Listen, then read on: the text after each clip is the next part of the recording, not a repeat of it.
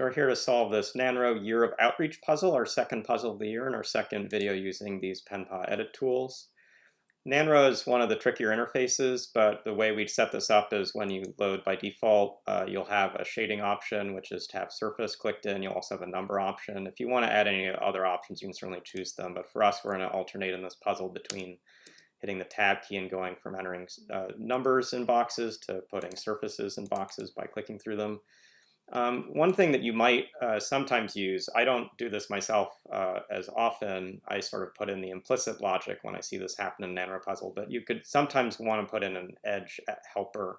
So you might be able to turn that on, come down to the edge side and mark edge helper. And what that will do is in a puzzle like this, if you have a region you know has twos and another region you know has twos, they don't have a connection across them. And we could actually annotate a whole set of regions like this in this way, that these connections between groups don't happen.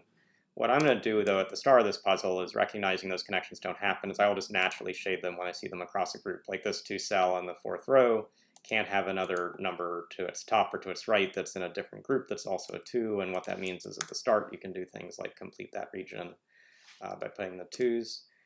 Just for visibility, lighter colors are sometimes useful. We can't always set the default shade to what everyone will want to see on their screen, so we'll go to the lightest gray for what we'll color in. And as we start to fill in spaces in this grid, like right up here where we've got a 2x2 region that's got 3 cells filled in, we'll just go ahead and put in the last, come back here and put in a 3, but see in doing so we've marked a 2x2 region. We've got 3s we can mark in here. We've got these 1 groups that are basically fully complete at the start.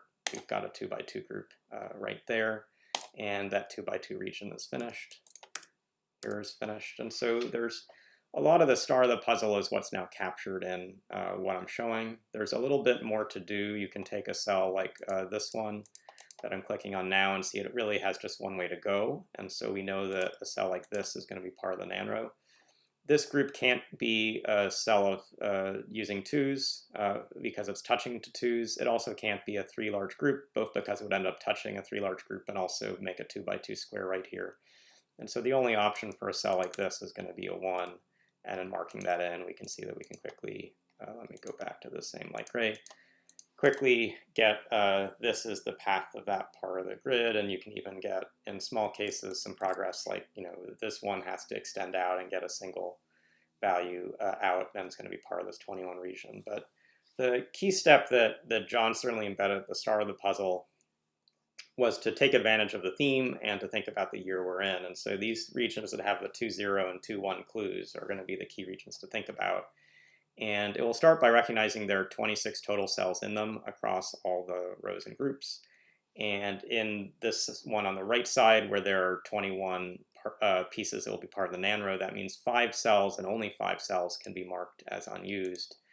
And a way to think about what that means in the puzzle, let's just start with these 2 columns and start to divide the group into some 2x2 squares. Each of these squares can have 3 but not 4 cells marked in it. And what that means is there are 5 missing cells naturally out of these 20 cells I just colored in. And it implies that every cell that's still in white in the space is also going to need to have a 21 in it, because we can't have more that are missing.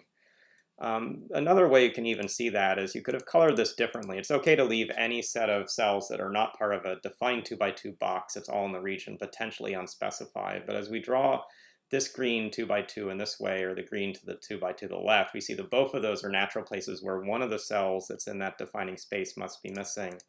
It actually tells us as we get all the way through the puzzle that the missing cells are going to need to be in the set of colored squares that I've left behind, if that makes sense. It's kind of complex deduction, but where we have a 3x2 box, it actually can only have one thing missing in it.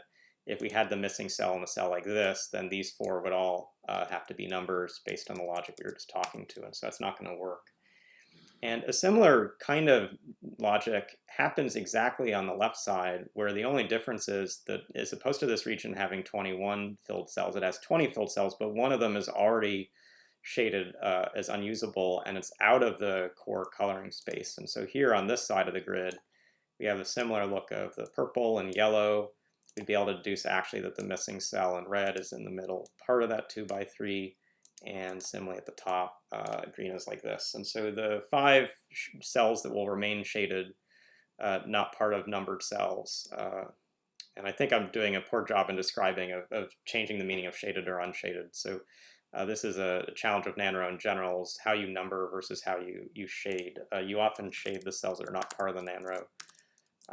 Anyway, having marked these in color, the things in white must be marked with the numbers that are germane to those regions. So we'll just quickly mark those in.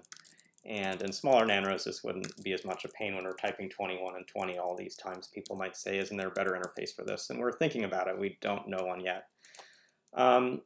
We'll get, as we put in these values in white, like in this top part, we've now marked a 2 by 2 box with 3 cells in it, which means that the remaining unused part of the space is going to be that cell I just colored in. And so the 21s come like so.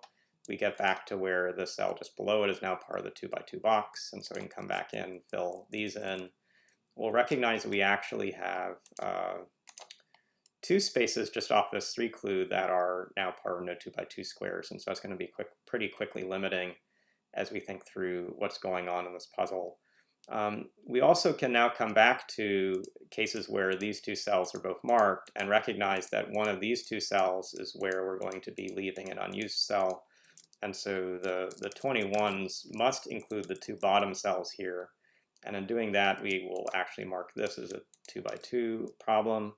To get to this spot, we're going to have to see a little bit, I think, between how these 2's push to get the last deduction, because this cancellation across the edge is going to matter. But let's come right now back to this left side, put in these numbers. As we put in the remaining 3's in the space here, it'll be the case that in one of these 2 blue cells is where the missing remains. And so these that I'm just marking in now as 20s must be used. This will be a 20. Coming down here, we actually have this cell as a no 2 by 2 rule exclusion, so these will be 20s. We get to where this cell is shaded. We have 3's remaining here. In this bottommost space then, the left 2 cells is where the missing one will be. The right 2 cells must be 20s. Gets to a case where we again have a shaded cell. I guess unused cell, I just did it again. But this is where the 20 will go. This is another unused. This is where 20 will go, no 2 by 2 rule, another 20. So we have marked 20 cells in the space.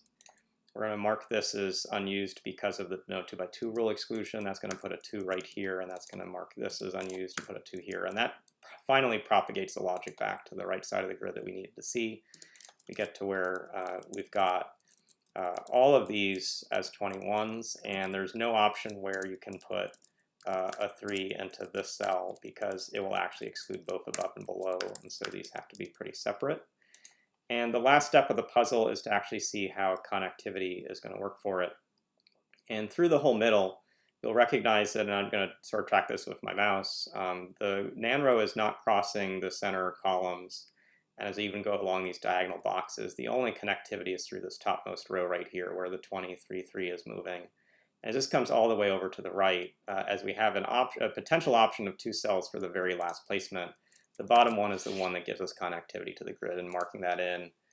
This puzzle checks that all the cells have the right digits in them, nothing about the shading, nothing about the colors.